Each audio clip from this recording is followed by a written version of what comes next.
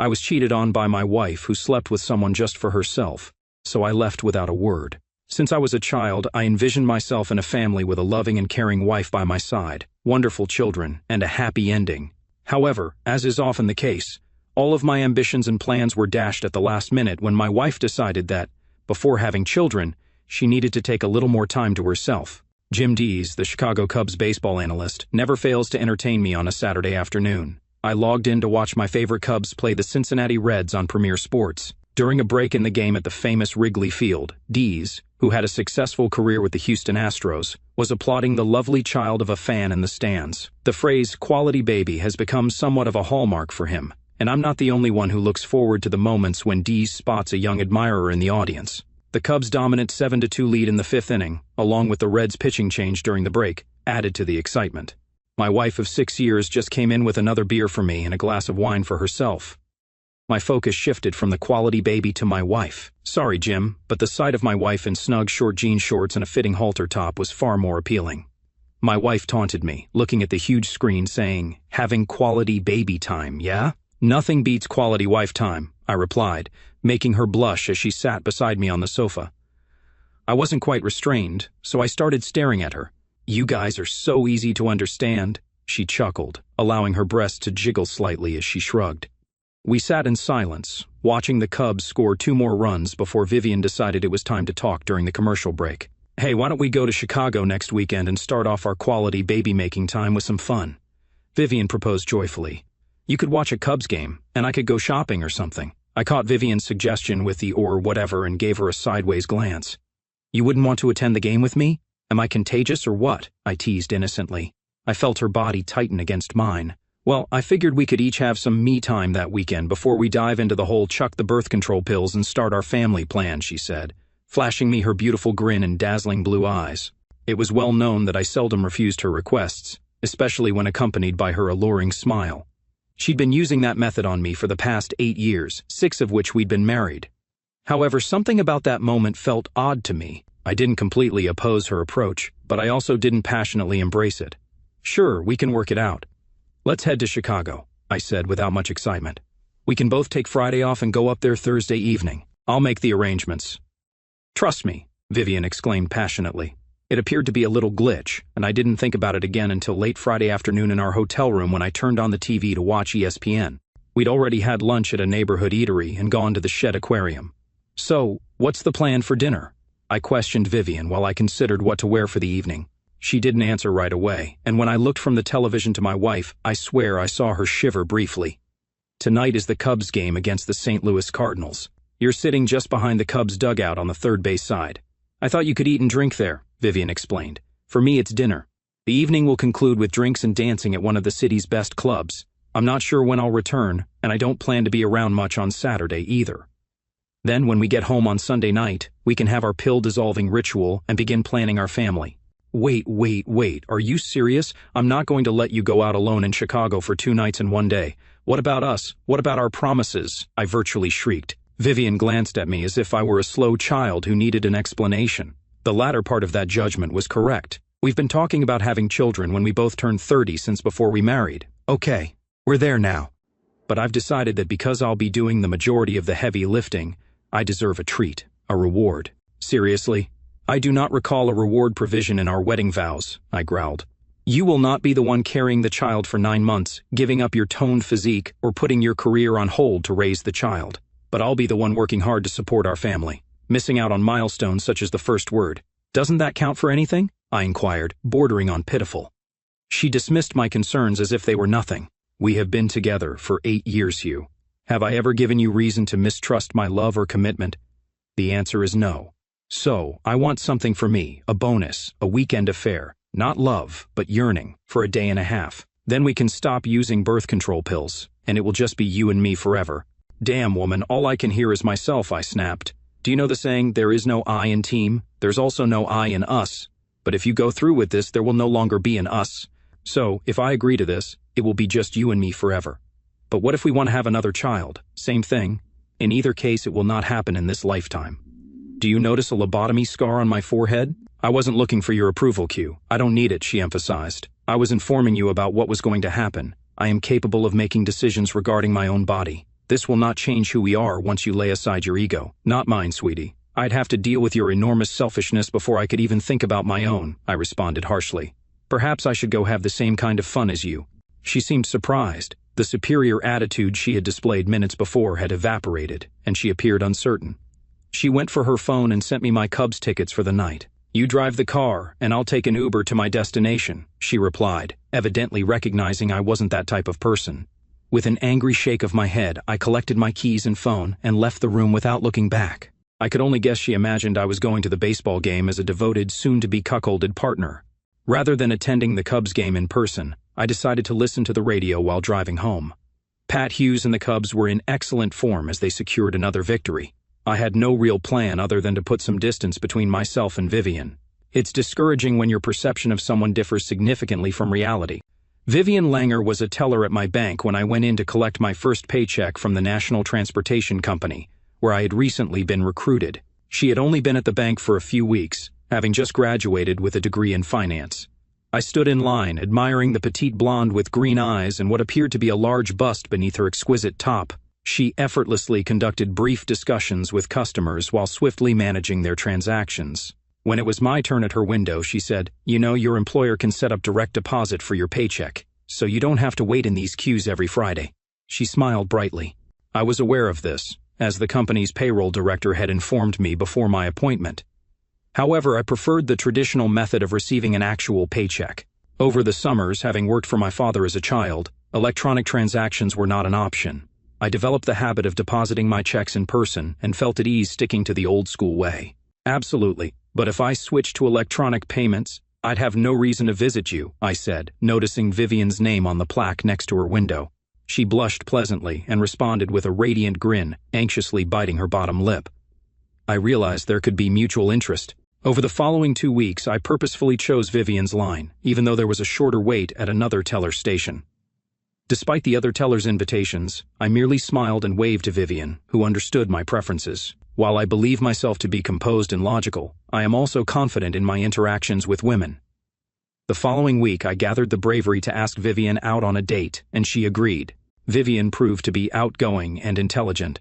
Her parents, who came from a wealthy family that still supported some aspects of her lifestyle, confessed that her father, a well-known attorney in our area, had a soft spot in his heart for his youngest and only daughter. It became clear that Vivian frequently obtained what she wanted, thanks to her father's financial wealth and influence. Vivian and her parents were pleased that I was moving up the ranks at Bishop Enterprises as our relationship progressed. John Langer made it clear that he expected me to continue the lifestyle that his daughter had become accustomed to. "Quincy, treat my daughter well and fulfill your obligations to her, and her mother and I will welcome you like a member of the family. However, mistreat her, or worse, lay a hand on her, and you will have a lifelong enemy with many allies," John informed me. Yes, Quincy is my given name, and it is what Vivian and almost everyone else knows me as. Q. For 4 generations, the firstborn son in every Navarro family has been named Quincy, and my uncle is still alive. My parents refer to me as 4. Vivian's parents are the lone exception to the rule. With the exception of John and Barbara, everyone in the Langer family refers to me as Q. Vivian and I had a lavish wedding 20 months after our first date, which Aston arranged for both me and my parents. A state judge officiated the ceremony, and one of our visitors was a United States Senator whom Vivian affectionately calls Uncle Isham. Before we married, Vivian and I resolved to postpone having children until we reached the age of 30 so that we could advance in our jobs and financially. Her 30th birthday was 2 weeks before our weekend vacation to Chicago. By midnight, I'd packed 2 suitcases and piled the majority of my prized possessions into the trunk of my car. I called my younger brother Bill, who agreed to let me stay hidden at his house an hour away for a few days while I figured out my life. Both he and his wife vowed to keep my whereabouts private, even if it meant misleading my wife, who had most likely not noticed I had left Chicago yet, distracted as she was with her lover. I was confident she'd catch on by Sunday morning, as we had a scheduled return home that night. I couldn't sleep as I wondered what had caused Vivian to seek consolation in the arms of another man and why I had accepted it. Perhaps, I mused, my constant efforts to satisfy her wishes had caused her to regard me as weak or submissive. She'd soon realize how mistaken she was. On Saturday morning, I took care of all the tedious financial activities that might be considered cliché, such as canceling our joint credit cards and transferring half of our funds to an account solely in my name. I couldn't tell if Vivian returned to our room on Saturday to find me gone or if she stayed out from Friday night until Sunday morning. Nonetheless, I received her first text message on Sunday at 9 in the morning. "Where are you now?" "We need to leave by 11. I texted my brother, and we chuckled while we sipped our slush margaritas on his back patio. He rose to tend to the bratwursts that were cooking on the grill for our brunch. Meanwhile, my darling sister-in-law was in the kitchen making some homemade potato salad. When life throws you a curveball, nothing beats the comfort of family. Another message arrived 30 minutes later, conveying much the same feeling, and was quickly followed by a flurry of progressively dismal voicemails. Her 10 o'clock message came as a strong reminder that she had no way to get home, even though I drove us up there. The ensuing voicemail was rife with rage and threats, followed by one of frantic pleas as she clearly battled to extend her stay at the hotel, hampered by the cancellation of her 2 credit cards. Damn, those margaritas hit the spot. Not a chance, Sharon, my sister-in-law, wondered if I'd reconcile with the silly woman. "You two appear to have a strong marriage, and I know you still feel strongly for her. I'd have done anything for her, and I recognize that it won't disappear overnight. But the way she handled this problem indicates that, at best, I am second on her list of priorities after herself." My brother's phone rang at 5 in the afternoon while the 3 of us were still on the back porch, having consumed several margaritas. He showed me the caller ID and raised his eyebrows, giving me the option of answering if I wanted. I mouthed, "Absolutely not." He gave the phone to Sharon, who, unlike Bill and myself, was still pretty sober. "Hello, Vivian. I'm picking up Bill's phone since he's too drunk to answer it. Yes, we are aware of what occurred. No, we do not know where he is right now." "How could you do that to such a kind-hearted man, Viv?" Sharon said. I could only picture Vivian's answer from the other end of the call. Sharon rolled her eyes a few times and groaned as she replied twice, then again. She eventually wished Vivian good luck and ended the call. "I bought you some time." "You owe me," Sharon snapped at me. "Did you notice you had a fight with her and left without allowing her to explain? You are truly insensitive, you know." "You don't believe that," I began. "No, I do not, Q. I'm only reflecting what she said and what she's probably telling others while trying to find you," Sharon said. "Damn," I mumbled. "Please pour me another margarita." Bill obliged once more, demonstrating why I considered him a wonderful sibling. 8 margaritas deep, I wasn't going to qualify for Mensa membership anytime soon. Despite having a hangover on Monday morning, I arrived at work on time, albeit dressed inappropriately. Stepping into my boss's office, I informed him of my decision to resign or transfer to another office immediately. "Are you jumping the gun?" my boss replied sarcastically. "What's the rush, Q?" I told him everything, including my half-formed intention to disappear temporarily. With any luck, it would buy me some time away from my wife, or rather my father-in-law, who would take some time to locate me if he even attempted. While requesting a move, I asked that my supervisor change my employee name to Oliver, my middle name, and that no personal information about me be shared, at least within legal bounds. In less than 5 minutes, my supervisor had arranged for my next employment. The Santa Fe office in New Mexico had an opening for me, and within 30 minutes, Oliver Navarro was on his way to a new beginning. Officially, Quincy Navarro was no longer linked with Indiana, and officially, I no longer worked for Bishop Enterprises. A week later, I started in my new role. The business set up a 1-bedroom apartment for my new single existence, as well as a new phone and provider to ensure that calls and bills could not be traced back to my wife. I only told a few trustworthy people at home about my new phone number. My parents were among those excluded. According to my brother, Mom conveyed her displeasure with my conduct and appeared to side with Vivian. I had no intention of dealing with her judgment or risking her sharing my phone number with Viv. My father was an unintentional casualty in this fight. I was aware that if I shared my contact information with him, my mother might eventually urge him to reveal it, posing a potential problem between us. So, I decided not to involve him. However, Bill and Sharon were trustworthy confidants, and I was confident my mother would not get my phone number from them despite her relentless efforts. Vivian attempted to notify Bill that I had left her in the city. It took her about a week to understand this. "How can we reconcile if we are unable to talk or confront one another?" she asked Bill. "Maybe he doesn't want to reunite with Viv." "Did you truly hurt him in Chicago?" Bill described his response to her.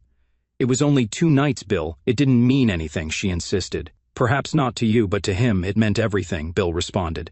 My job in Santa Fe continued nicely for the next year. Even though I wasn't actively looking for it, my social life was non-existent, which suited me well. I occasionally had Bill check to see if I was still legally married. Surprisingly, Viv had not started divorce proceedings. I couldn't help wondering why. I occasionally joined my coworkers to spend the evening after work. but I didn't go on my first date until after around 8 months of living in Santa Fe. According to Bob Seeger, she was a stunning woman with black hair and fascinating eyes that exuded charm.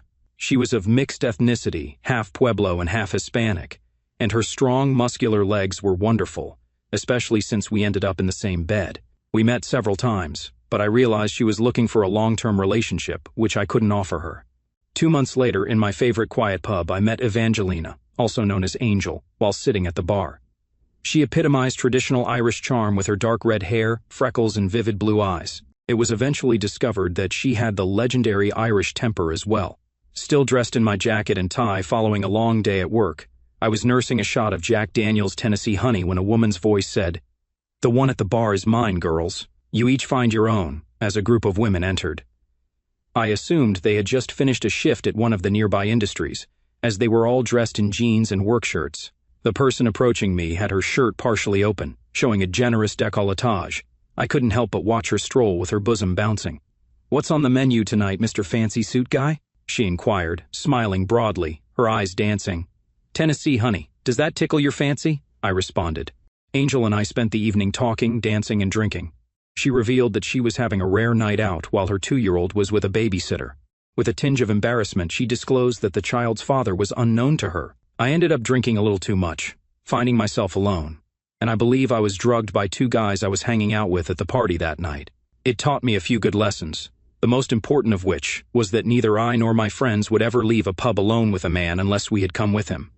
We would either leave all together or in pairs. But my daughter is a blessing. She is the most precious thing in my life. She took out her phone, tapped a few times, and showed me a photo of a cute toddler. "Do you have children?" she asked. "I don't think parenthood is in the cards for me," I responded, starting with the narrative of how I ended up in Santa Fe. "Wow, that's rough. But are you still married to her?" "You should take care of it," she insisted. I know I should, but at the time, all I wanted was to get away immediately. Furthermore, there is the matter of actually communicating with her. Angel and I went on a few single occasions before I began engaging her daughter in our activities. Eleanor was initially reserved about me, but I went down to her level and talked with her. I had read about that method somewhere, and whoever proposed it was fantastic. Angel said I quickly became her favorite adult. When Angel and I were cuddling on the couch, Eleanor would grab my hand and bring me to the floor, where she would snuggle into my lap like a puppy and fall asleep. It seemed to impress Angel, but I must say that I also loved it. Angel and I had a nice rapport, but we never discussed exclusivity. She admitted to seeing someone else on occasion early on in our relationship. I wasn't under the impression that Angel and I were in it for the long haul, and since she was open about it, I had no objections to her continuing her other relationship. As they say, assumptions can be deceptive. I just assumed Bob, the other person in Angel's life, was a man. We never mentioned Bobby, just as I assumed she had not discussed me with him. However, about 3 months into our relationship, she casually recalled going shopping for bikinis with Bobby a few days before. "Wait, what?" I interjected. "Bobby is a woman whose name is spelled B-O, as opposed to Robert." "Yeah, it is correct. Didn't I mention that before? Bobby is a woman, a lesbian, and I am bisexual. Are you certain we haven't addressed this?" Angel responded. She avoided eye contact and fidgeted with her hands. I shook my head quietly, caught off guard. "Is this a concern for you, Oliver?" she muttered gently. I'd never given it any thought before. While I knew bisexual people, I had never dated one consciously. It took me a moment to realize that the gender of the other person in her relationship had no bearing on our connection. "Do you think I should be concerned? If she is so attractive, I may feel inadequate in comparison." "She is attractive, but I don't believe you should be too concerned. You both bring unique qualities to the table." She comforted me with a laugh. She remarked lightly, "Did I ever tell you I am bisexual to minimize misunderstandings or broken feelings? I usually bring this out early in my dates. So, will you be curious about what we do together? Are you so nosy?" "No, I never felt the need to inquire about your personal life while I thought Bobby was a man, and it doesn't change now that I know she's a woman. We are not exclusive, and we respect your privacy, exactly as mine is mine," I teased. "So, she's lovely?" I pretended to be serious, but she saw through my facade. "Who do you think Eleanor prefers?" I inquired jokingly. "You, obviously," she responded with a grin. Over time, I became Eleanor's backup caregiver, gaining written authorization to pick her up when Angel needed to work late. I even fitted a child car seat in my Mustang to ensure her safety during our drives. My phone rang a few months later, and the caller ID displayed Bobby Clarkson's name. I did not instantly connect the dots. Angel had not told me Bobby's last name, and there appeared to be only one reason for her to call me. As I picked up, Bobby nearly panicked.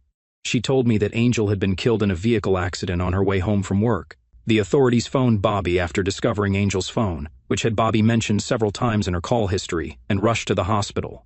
Bobby learned that Angel had died. Among her anguish, Bobby recognized Eleanor needed to be brought up from the babysitter, and Angel had indicated that I was authorized to do so. We agreed to meet at Angel's place after I fetched Ellie. Nori and the clueless youngster. I discovered Bobby bawling at the kitchen table. She hugged closely as the tears flowed. We remained in that embrace for what seemed like an eternity, two grown-ups and a confused toddler clinging together. We eventually parted ways, understanding the importance of attending to the child's needs and making arrangements. Drawing on what we understood about Angel's life from our chats with her, we realized she was an only child whose parents had died, with no obvious relatives in the picture. It fell to us to care for Eleanor until we could identify which governmental agency should take responsibility. Bobby found some canned tuna and made sandwiches, while I found a juice box and Cheerios for Eleanor. In the middle of sorrow for our late friend, Bobby, my partner, and I struggled to devise a strategy for Eleanor. We realized that she was technically in the care of the state and would most certainly wind up in foster care, which neither of us could bear. Perhaps it wasn't the most reasonable option, but we felt it was in Eleanor's best interest to live with one of us for the time being, rather than be placed in foster care. If the state is unaware of her, it will not intervene and place her in foster care. She can simply stay with us. They always talk about youngsters falling between the cracks. Eleanor can slip through and join us, I offered. What do you know about raising children? Bobby inquired promptly. To be frank, not much, but I was a child once, I explained. Great, that's hardly the reassurance I was looking for, she said. For the next hour, we circled around the subject, hoping to establish a good strategy for Eleanor. We eventually decided that I would give up my apartment, move in with Angel, and become the primary caregiver for the child. Bobby promised to help out on a regular basis in addition to daycare. We were both acutely conscious that neither had prior parenting experience. Do you know the ancient phrase about the blind leading the blind? She said, something that made me giggle for the first time that night. Actually, the blind are guiding the blind, but your version is unquestionably funnier, I replied. I'm Oliver Navarro. It is a pleasure to formally meet you, Bobby, I said, holding out my hand for a handshake. She briefly looked at my hand before catching my gaze. Instead of shaking hands, she went forward and embraced me in an emotional hug. God, I'm going to miss her so much, she whispered. Me too, was all I could say in return. The next morning, I called my boss and explained that I needed a couple of personal days to straighten things out with Eleanor. Bobby and I decided to have Angel's body cremated. Eleanor, Bobby, and I took a few weeks to settle into a pattern. Bobby came to the flat virtually every evening after work, and we shared cooking chores. It became clear why Angel liked her. She had brilliance, comedy, and a bit of sass reminiscent of Angel. In addition, she was tall, blonde, blue-eyed, and curvy. I treasured her companionship and felt her absence on the few nights she did not visit. Bobby and I spent many nights discussing our feelings for Angel. After 3 months, a nervous Bobby approached me one evening after putting Eleanor to bed. I sat at one end of the living room sofa, and Bobby sat next to me, her legs comfortably crossed in a way most women can achieve effortlessly, whereas most males struggle. Yes? I prodded, dragging out the word with suspense. Oliver, what are your thoughts on us having a larger apartment and me moving in with you two full-time? She proposed. It would be more cost-effective for both of us, and we could provide better care for Eleanor together. I feel deeply for the child, and I suppose I aspire to be like her mother in some way, and you might be like her father. I know you care for her too. We do not need to be married to raise a child. In fact, with both of us at home, we could continue our respective social lives, and because we're friends rather than romantic partners, we should be less likely to split up. All right, you do not have to say it the way my wife and I do. Bobby was definitely attractive, but knowing she was interested in women, I never contemplated making a move. That would be highly disrespectful. Nonetheless, I'd formed strong affections for her. We both had a tremendous affection for Eleanor. The plan appeared reasonable to me. We are bound by our passion for Eleanor. Perhaps there was no romantic or nighttime tension between us. Bobby and I became close buddies. Our three became a close-knit family, especially when Eleanor began calling us Mommy and Daddy, a practice she learned from other children at daycare. It's amazing how 2 simple words can have such a huge effect on grown-ups. My heart leaped with excitement the first time Eleanor called me Daddy and Bobby Mommy. Bobby appeared overwhelmed. Eleanor thanked Mommy after she tied her shoes, and Bobby burst into tears before fleeing to the restroom. A few minutes later, Bobby appeared with tears in her eyes and a smile on her face. Mommy. It got to me too, I confessed. She lightly punched my arm and I smiled and nodded. With the exception of Bobby and I never engaging in normal husband and wife love, I felt we fit in well with Eleanor's parents, schoolmates, and acquaintances during social occasions. In the years that followed, when asked, we were open about not being married and avoided talking about childbirth. I was quite astonished when Vivian, yes, Vivian, showed up at our door one Saturday morning 4 years after I left her. "Someone is here for you, Oliver," Bobby called from the living room, and I was sitting at the kitchen table with Eleanor, playing with blocks. Eleanor followed me into the living room, and I wasn't sure who was more surprised, me or Vivian. "Is she yours, Q?" My wife inquired, her gaze locked on Eleanor as if she had witnessed a ghost. I had to shut my open lips to respond. "Well, she's ours," I said, gesturing between Bobby and myself. "Yours? She cannot be yours. We are still married." Vivian was clearly struggling and about to collapse to the floor. I motioned for her to take a seat on our sofa. She complied without hesitation. "Relax, Viv. Bobby and I may not be married, but Eleanor remains our daughter," I comforted her. "That's rather reassuring. We can deal with that," Vivian mumbled. "What are you getting at, Vivian? Why have you returned after all this time? Aren't we divorced by now?" I questioned quickly. To my amazement, I learned that I was still legally married to Vivian. She hadn't filed for divorce because she expected me to return to her within the first year. Then she and her father spent nearly 2 years looking for me before she had the courage to approach me about reconciliation. "Reconciliation? Seriously? Why now?" I fired back swiftly. "I haven't really recovered from you after 4 years tearing my heart out and acting like the Wicked Witch of the West. Frankly, a lifetime would be insufficient. You know I adore you. I always have, and I always will," Vivian stated. "I made a terrible mistake, but it was still a mistake. I apologize for what I did, and I apologize for trying to take advantage of your goodwill. I figured if I surprised you enough, you'd be overwhelmed and have no choice but to return to me. I also didn't think you'd leave me merely for some weekend intimacy. It was simply intimacy, not love. Wasn't the thought of having children and sharing our life together worth more than a weekend of pleasure?" "You knew me better than everyone else," I responded. "You were aware of my beliefs on loyalty. You openly disregarded them. I will not tolerate that type of disrespect from anyone, not even my lovely wife." She scanned the room, focusing briefly on Bobby and Eleanor. "You seem to have recovered fairly well," she commented, almost as if you hadn't missed a beat. "You are an awful boss back home. You were very well taken care of." He continued telling Dad's detectives that Quincy Navarro no longer worked there, even if you had recently changed workplaces and began using your middle name. Dad eventually acquired a court order to see Bishop's work records, which is when he realized your middle name is Oliver. After that, all I needed was the confidence to approach you. "All right, you have approached me," I replied. "Even if I were the biggest fool in history, I would never sacrifice my family for anything. I have a lovely woman in my life whom I admire and fully trust.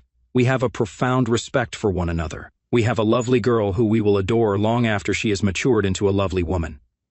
We're a team. I enjoy being part of a team. Remember when I told you there's no I in team? There's no I in us." My voice had raised dramatically, almost to a yell. Vivian looked at Bobby and Eleanor briefly, as if she was truly sorry. I moved over to my loved ones and held them firmly. I whispered to my tiny girl, "Everything will be well, dear." "I understand now, Q," Vivian said softly, looking at us. "I'll file for divorce on the grounds of abandonment as soon as I get back home. I don't need anything from you financially, but would it be too much to ask for your forgiveness for being so selfish?" "I'll do my best, Viv, but that's all I can promise. Perhaps with time," I trailed off. Vivian rose from the sofa, offered me a half smile, and exited the apartment, and hopefully my life, forever. Bobby sent Eleanor upstairs to play, and then guided me to the sofa, where she sat beside me with our knees touching, mirroring the look Eleanor had given moments earlier. "Did you mean what you said to your wife a few minutes ago about us being an us?" she asked. "Absolutely," I replied. "I understand we don't have romantic feelings for each other, but I do love you. I trust you completely, respect you, and believe you respect me too. And I know you care for both of us as a unit." "You understand I do," she said simply, smiling brightly. Despite finally getting divorced, I didn't feel compelled to dive headfirst into dating. That wasn't me before marriage, and with a family now, it was even less of a priority. Bobby dated more frequently and had a busier social life. We stayed in constant communication about our dating lives, always prioritizing our daughter. We also had a rule against bringing dates home, except for meals when Eleanor was around. When Eleanor was 11, Bobby and I decided it was time to tell her the truth about our family. On the night we planned to do so, both of us were nervous wrecks. We had been discussing this for nearly a year. That night, the three of us cried a lot. We shared photos of Eleanor's birth mother and explained her connection to both Bobby and me. We also had to discuss Angel's bisexuality and Bobby's lesbianism, and of course, we had to explain our decision not to relinquish Eleanor to the state but to raise her ourselves. So, we're not bound by blood. We're bound by love, Bobby concluded.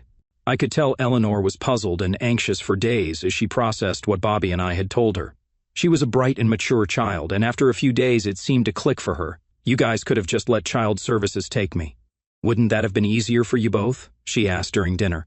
Doing the right thing isn't always the easy thing, I replied. I've never regretted my decision, except maybe when you threw a birthday cake all over my new suit when you were 6. And I'm sure Mom hasn't regretted it either. Bobby, tears in her eyes, nodded as she wiped her nose with a tissue. Apart from our own friends, Bobby and I had built friendships as a couple, and occasionally we went out with some of those friends. Bobby loved to dance, so we indulged in that occasionally. She was a better dancer than I was, but I worked hard to keep up. Our friends, most of whom knew we weren't a couple, often remarked on how good we looked together. Bobby occasionally danced with other friends when we went out, but always avoided accepting invitations from unfamiliar men for obvious reasons. Despite her attractiveness, she never lacked attention from either gender. While most men respected her gentle refusals, not all did. Upon returning to our table after dancing with our friend John, a man approximately 10 years her junior took issue with her rejection. Come on, darling. I'm better than the guy you were just dancing with, or the one you're sitting with. Give me a chance, he demanded, gripping her wrist and attempting to pull her back onto the dance floor. Although I'm fairly slender at 6 feet 2 inches and 180 pounds, I was still in good shape at 41. Regardless, I couldn't stand by while someone mistreated a friend. I firmly grasped the arm holding Bobby's wrist and twisted. The young man yelped in pain and released Bobby's wrist. A grave mistake. Freed from his grip, Bobby swiftly turned toward him and delivered a well-placed knee strike. Did I mention she played college volleyball? The young man collapsed to the floor, his face meeting the table on the way down. When the bar manager and the bouncer came to our table, they found a young man curled up in the fetal position with his face drenched in red liquid. The police were summoned, and after providing our statements, we were assured that neither Bobby nor I would face any charges. I'm grateful for the assistance, but Clarkson's daughters were already proficient in self-defense when we began dating, no matter who we were dating at the time. That young man made a serious error tonight, remarked Bobby. I admire your dad's approach. Let's have him teach Eleanor next time he and your mom visit, I suggested. Having moved into a 5-bedroom home a couple of years prior and undertaken some renovations, we essentially had the equivalent of 2 bedrooms with ensuite bathrooms. Additionally, we had a spacious family room with a built-in snack area, making our home a popular hangout spot for Eleanor and her friends. Bobby and I naturally assumed the role of surrogate parents to several teens, and truthfully, we both enjoyed it immensely. I became aware that Bobby had been seeing the same woman for approximately 2 months, when she extended an invitation for her to join Eleanor and me for Saturday dinner. I deduced that this woman must hold a special place in Bobby's heart when she firmly kicked me out of the kitchen and prepared what I considered to be her best dish, veal parmigiana with spaghetti. Stephanie Ellis appeared strikingly impressive at first glance. If Bobby was rated an 8 to a 9, Stephanie easily scored a solid 9 to a 9.5 with her large, brown eyes, flawless porcelain complexion, curly shoulder-length dark brown hair, and a figure reminiscent of a Sports Illustrated swimsuit model. Dad, seriously, you should let Mom play matchmaker for you. She has a talent for it, Eleanor whispered to me shortly after Stephanie arrived. Yeah, you might be onto something there, sweetheart, I replied. Stephanie not only impressed with her appearance but also with her personality. I found her likable. Eleanor quickly grew fond of her, and Bobby was head over heels in love. It warmed my heart to witness the joy in Bobby's eyes whenever Stephanie entered the room. It stirred a hint of envy in me, reminding me of days long past, buried deep within my memory. Although it took Stephanie some time to adjust to our family dynamic and the exceptionally close bond between Bobby and me, she eventually settled in. Bobby and I shared a unique relationship as co-parents of a child we had raised since she was 2, and our connection surpassed that of mere best friends. We confided in each other about everything, from the trivial to the profound. I was taken aback when Stephanie called me a few weeks into her regular visits to ask if we could meet for lunch, and requested that I keep it a secret from Bobby. I reluctantly agreed. 2 days later, I found myself seated at a restaurant when Stephanie entered, spotted me, and made her way over to my table.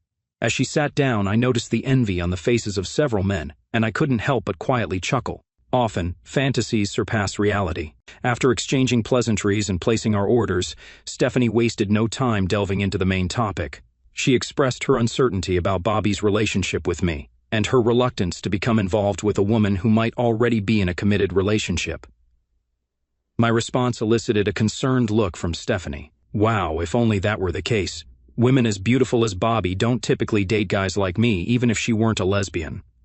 I'll take it as a sort of compliment, I remarked, but you're correct. We do share a loving relationship, one that requires some explanation, and explain I did. For the next hour, we both ended up working late, but before parting ways, Stephanie had gained a much clearer understanding of our family dynamics and a newfound appreciation for rye whiskey.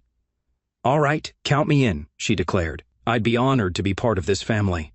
6 months later, Bobby and Stephanie tied the knot. Since Bobby's father had passed away years earlier, I had the privilege of walking her down the aisle.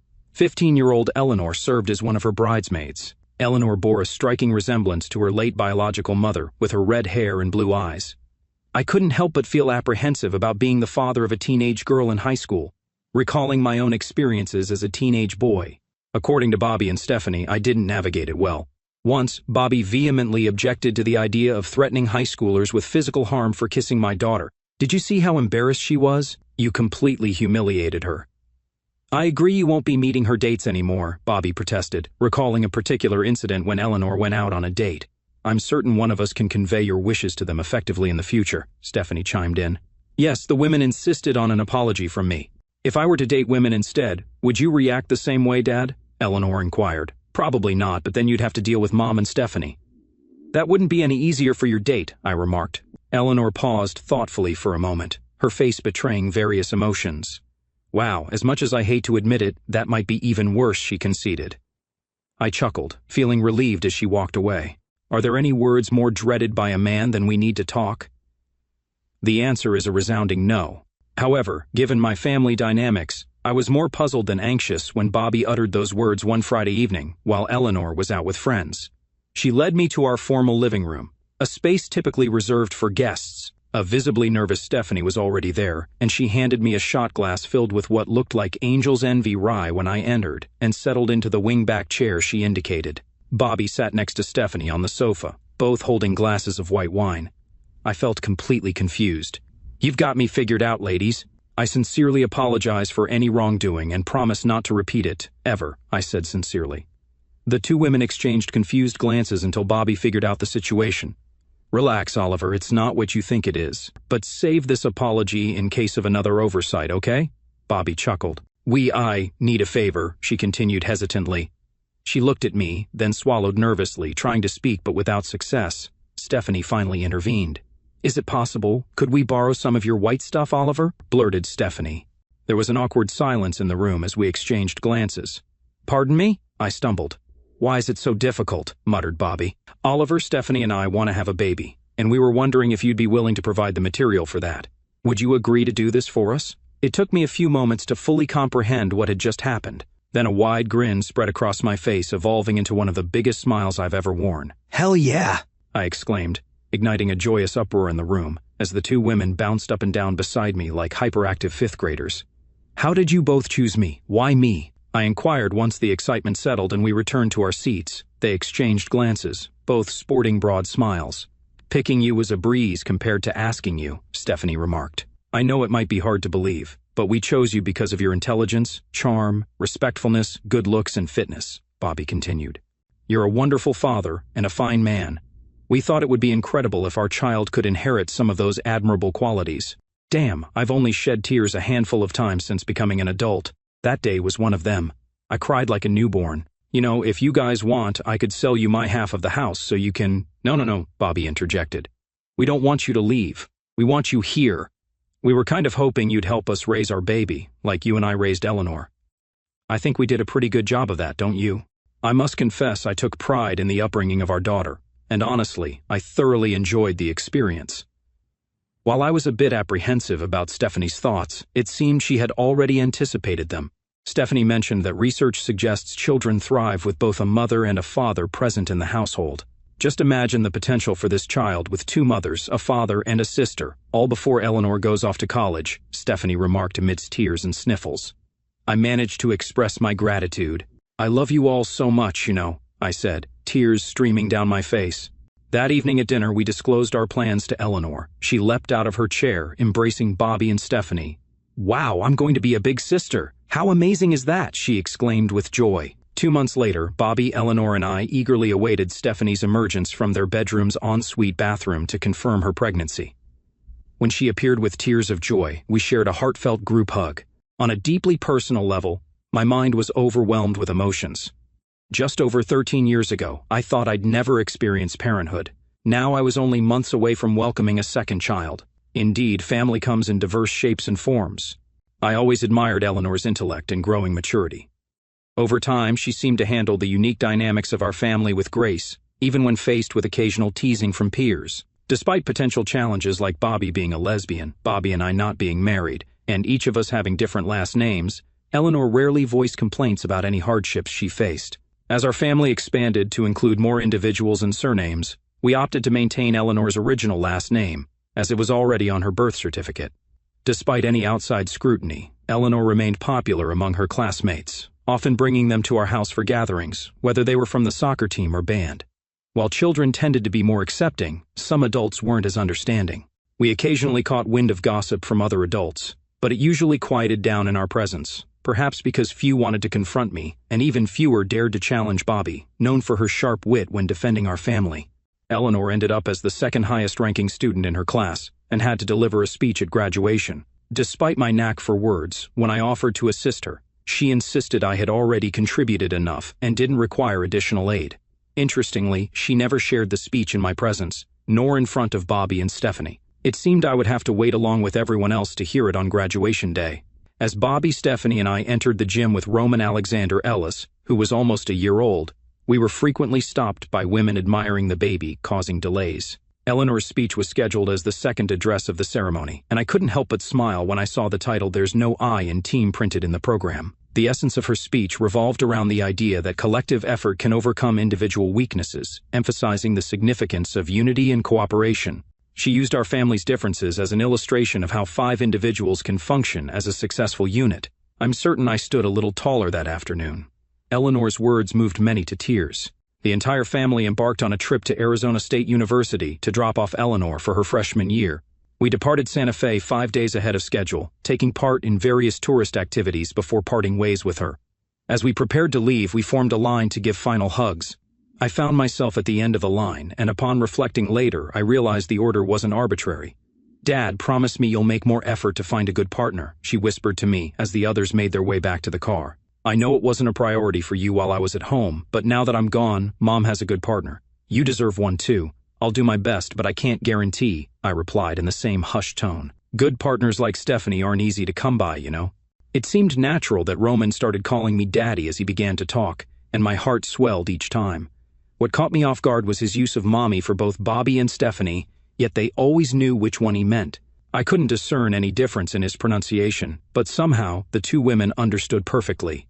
2 years after Eleanor graduated from Arizona State University, she granted me the immense honor of walking her down the aisle for her wedding. That was pretty much my sole responsibility for the event, as my daughter, Bobby, and Stephanie handled all the major tasks with smiles and laughter. My role mainly involved contributing financially and keeping 7-year-old Roman occupied. Although Jack Lasser appeared to be a fine young man, I couldn't help but assertively warn him against ever harming my daughter. I assured him that I wouldn't intervene in their marriage unless Eleanor was mistreated. When he responded with understanding, albeit in a strained voice, likely due to the single-arm chokehold I had him in at the time, I didn't hesitate. Call me overprotective, but as a father, I felt compelled to emphasize the weight of his actions. Despite being in my mid-50s, I maintained good physical shape, hitting the gym 3 days a week.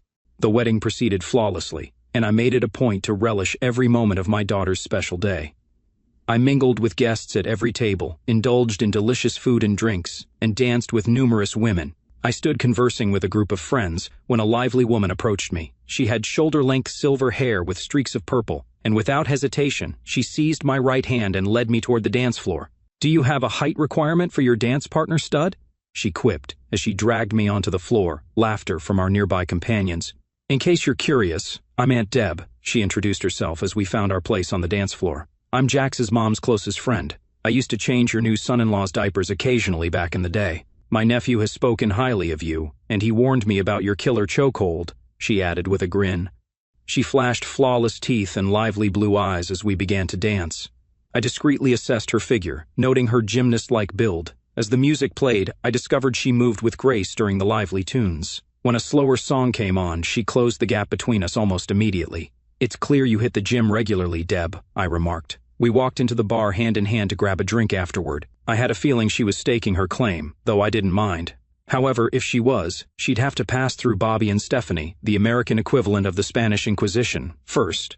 I escorted her to our table and introduced her, pleased that my two closest friends gave her a brief grace period before launching into their interrogation. "I'll grab you another drink," I said with a grin as I stood up. At the bar, Jack's mother approached me, beaming as she glanced at Deb seated with Bobby and Stephanie. "She's quite a character, but I've heard you three are fiercely protective of each other. Let's see how she handles the scrutiny," Marcia Lasser remarked. "Wait a few minutes before you return." And that's exactly what I did. Marcia briefed me on some of Deb's background. She was a year younger than me at 55, and had been married for 15 years before catching her husband cheating about a decade ago. She gave him a swift kick where it hurts, and then kicked him out, Marcia recounted. I returned to the table 5 minutes later to find the three women in fits of laughter, yet for some reason, I didn't feel nearly as at ease as when I had left. 2-year-old Kayla Lasser dashed around our spacious home alongside our 2 Labrador retrievers, her laughter echoing through the rooms, while her parents relaxed with iced tea at our kitchen table, joined by 4 of her 6 grandparents. Jack and Eleanor, who lived just 45 minutes away, frequently visited to spend time with our first grandchild. Jack's parents, Marcia and Tom, confessed to feeling a tad envious of our frequent visits with Kayla, so we extended an invitation for them to spend Christmas week with us, ensuring that all 6 grandparents and Uncle Roman could celebrate the holiday together. Marcia eagerly accepted, also relishing the opportunity to reunite with her best friend Deb, whom she hadn't seen since Deb and I married and moved to Santa Fe. Tom needed a bit more convincing. Privately, he confessed his discomfort around Bobby and Stephanie, having never interacted closely with lesbians before. "They're just like any other married couple, Tom," I reassured him. "All you need to know is that I trust them implicitly, just as I do with you and Marcia." "Well, I must say they're both quite attractive," he admitted. "I had this idea that lesbians were, well, not like them." I chuckled at his observation, assuring him, "Trust me, they break the stereotype. Don't overthink it, Tom. They're just women. They probably own more shoes than both of us combined." Deb was everything I could have wished for in a wife, even though I didn't realize I needed someone as energetic and dynamic as her. While I considered myself laid back, Deb was always on the move, her energy infectious. During the first spring she spent living with us, I had to prepare a garden for her. We then proceeded to plant various salad vegetables while she supervised. I jokingly teased her about being part cat, as cats are renowned as nature's finest overseers. Bobby and Stephanie grew fond of her emotionally, almost as swiftly as I did literally. However, that didn't deter them from cautioning her before our marriage that they would fiercely protect me if she ever caused me any pain. She appeared quite shaken when she confided in me the day after their warning. "I'm pretty sure they weren't joking, babe," I remarked solemnly. "We always have each other's backs." I know they weren't joking. "I don't intend to hurt you ever. But if I do, I won't stick around. I'll disappear in a flash. It's called self-preservation," she stated. Deb persuaded Marcia and Tom that Santa Fe would be an ideal place to retire, and that's precisely what they did 8 years later. They retired a bit earlier than planned when the house next to ours became available for sale. Tom became fully enthusiastic when he discovered that Bobby was also a fan of the Premier League. Bobby supported Arsenal, while Tom's allegiance lay with Crystal Palace. It was akin to being in an English pub during a match, although things got a bit heated when their teams faced off. Old man and eat old man were not uncommon exchanges when we all gathered to watch Arsenal and Crystal Palace compete. We learned that football fans, soccer to Americans, are much more passionate than baseball fans, as Deb, Stephanie, Marcia, and I soon discovered. Jack and Eleanor refrained from bringing their 3 grandchildren along when Arsenal and Crystal Palace played. On a delightful summer evening in Santa Fe, I sat on my porch swing on the deck behind my house, enjoying a shot of Jameson Black Barrel Irish whiskey, reflecting on my good fortune. My eldest grandchild emerged from the back door and joined me, resting her slender frame against mine. Once again, I couldn't help but notice her striking resemblance to her late grandmother with her dark red hair and bright blue eyes. "What's on your mind, Granado?" she inquired, using her special nickname for me. "I was just thinking about my life, about how fortunate I've been," I replied. "How so?" she asked curiously. I took a sip of whiskey, pondering how to explain to a 9-year-old. Well, sweetheart, you know when something bad happens, but then everything ends up okay anyway? That's sort of how it's been for me. She shifted beside me, her eyes reflecting deep thought. Then her face lit up with understanding. Yeah, like when I scraped my knee the other day, and Grandma Deb gave me ice cream, she exclaimed. I smiled at Kayla, and she grinned back, satisfied that she had grasped the concept. Exactly like that, darling.